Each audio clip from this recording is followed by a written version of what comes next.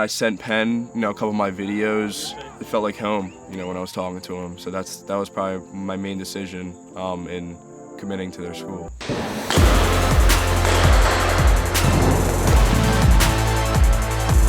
A kid who's playing his sophomore year in high school and is already committed, he goes to that game and everybody says, there's that kid who's committed.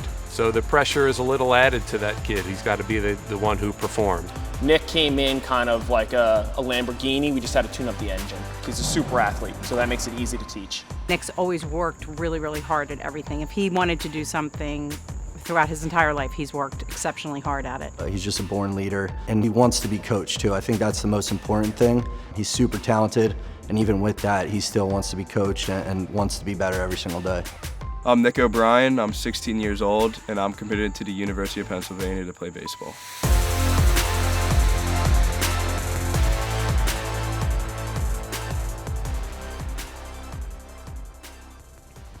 We got one more. Be violent right now. Come on. One throw, everything you got. Come on, Nick. Come on, Nick. Come on, Nick. Come on, Nick. That's a good one. That's 93.2. That's a good one. That's it, though. I only started to go to Kenny last year, and he's probably changed my whole life. He's taught me so much about, the recruiting process, and, now we're starting to get into my draft stock and how I can get looked at by, MLB scouts and MLB teams. So he's definitely been a huge factor, and he just gets me better. I feel like every time I go there, I learn something new. Nick is very open to change. He's very adaptable, and he's very professional. That's probably the biggest word that comes to mind. He already came in very skilled. Like, he was moving well. He was smooth. We just wanted to focus on catching the ball in the pocket more, a little bit with the exchanges, and then a lot of lateral movement stuff, which is range. So working towards his glove side and working towards his backhand side. Nick, a little bit this way, a little bit more underneath. That's all. You're just not giving your pocket a chance. Kind of swiping at it, a little bit more underneath. Guys always like to work north to south. It's almost like you're stabbing at the ball, opposed to we want to be working up through the ball. It's a common flaw with young kids. If we're working this way and the ball hits our glove in the wrong spot, and we're not strong enough or our glove isn't ready, that ball is going to pop out. Compared to if we're working up and under through the ball is going to stick and stay in the glove and kind of work us through. I like shortstop because I like to be a leader on the field. You gotta, although sometimes you go 0 for 4 in a game, you gotta, sprint out to your position, and you have to, get back to work in the field because defense wins championships. My coach Kenny, he's really close with the head coach at Penn. I called up Penn, got him some video. Obviously, he was very, very interested. I mean, who wouldn't? So I kind of just helped set some things up, and fortunate for me and fortunate for Nick, it happened to be a great relationship, and now he's there, which is awesome. I committed to Penn this past fall. I'm just so thankful that I have the opportunity to play there. Well, I'm very proud that he has chosen to commit himself to a high academic school because regardless of what happens, it's a win. And I know he'll continue to be a very strong leader. I get to keep a lot of my memories from when I played, when I was younger. So this was the Diamond Nation tournament. I won the MVP of the tournament and we won. Always a good memory to have around. And then at the same tournament, I hit 3 home runs in 3 days when I was 10, which was kind of a big deal. These are more of my home runs when I was younger. This was my first home run ever, actually, my first home run ball. Then this was in districts, which was a pretty big home run. Then these are a couple in states. And then these 3 hats are from when we won. 2015, 2016, 2017. We won the Cal Ripken State Championship, which was pretty awesome, and just good to have all the memories in my room. If I struggle in a game, I always look back at them and just happy that I succeeded.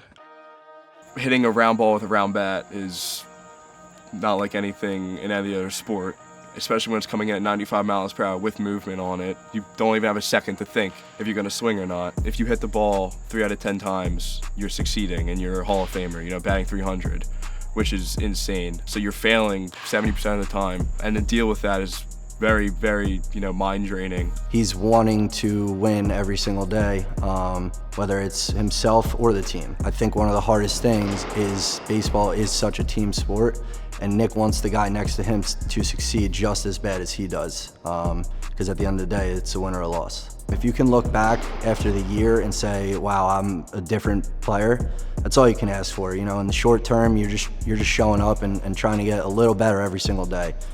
He's been so successful this summer that I let him hit. I'm a big believer in less is more. If you're being successful, let's not change things. So with him, it's more so just throwing as much at him as possible in terms of different pitches, less more so in terms of mechanics. I mean, he's got a pretty good swing to begin with. So like throwing two-seamers, throwing breaking balls, and just kind of having him see a lot of different things more so than anything mechanically. Fastballs, slurves, sliders, cutters, two seams, two variations of curveballs, a sinker and a splitter. He hits everything, but I kind of let him pick and choose in the offseason what he's feeling. Not very often do you get game rep live BP without an arm, so this is the closest you can get to a game. Oh, 94! Oh!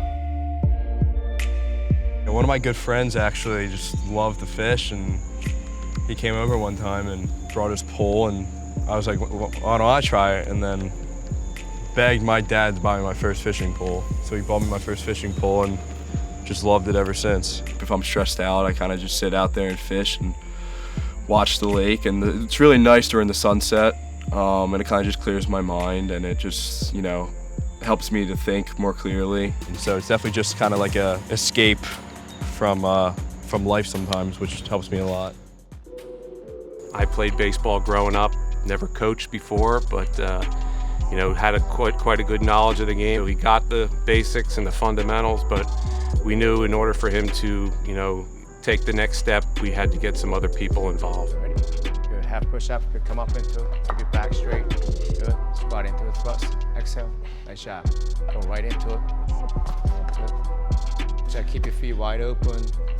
Right now, he's trying to handle his load, going in multiple directions and using different planes. So, you know, he does work with kettlebells quite a bit. Just staying more athletic. So, all right, let's go on the left side.